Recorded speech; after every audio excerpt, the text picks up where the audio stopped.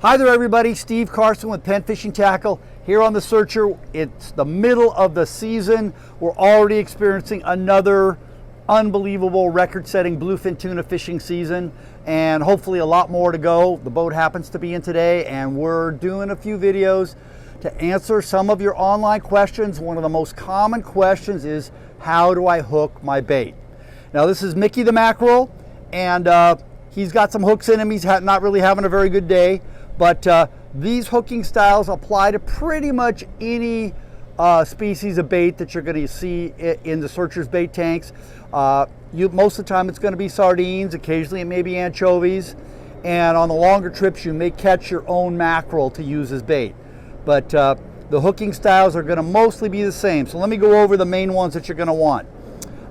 Anytime you're using a sinker, whether it's a quote-unquote sinker rig for bluefin tuna, a dropper loop rig for yellowtail, or really anything, even if it's just a ½ ounce or more, you pretty much always hook a sardine or a mackerel across the bridge of the nose, just like that. Okay, with an anchovy, you would hook him this way. Okay, so anytime you're using a sinker, even whether it's a ½ ounce or 16 ounces, it's one of those two methods. Okay, now, if you're fly lining, again, whether it's a mackerel or especially sardines, if the tuna are kind of in the back of the boat where the deckhand is chumming, and you see your friend threw his bait in and he got a bite in 5 seconds, and everybody seems to be hooking up really quickly, chances are the fish are hanging out kind of just below the boat, maybe 30 or 40 feet down. You don't really want to use a sinker because that will restrict your bait, but you want the bait to dive down. And most of the time, I'm going to use that method right there. Now, a rubber mackerel isn't exactly anatomically correct, but on a sardine in particular, right about here, there's a couple of little fins, and there's literally a wishbone, just like a turkey or a chicken has. So it's a very strong part of the fish's body, and if you hook him that way, just drop. You don't even have to cast him. Just drop him over the side.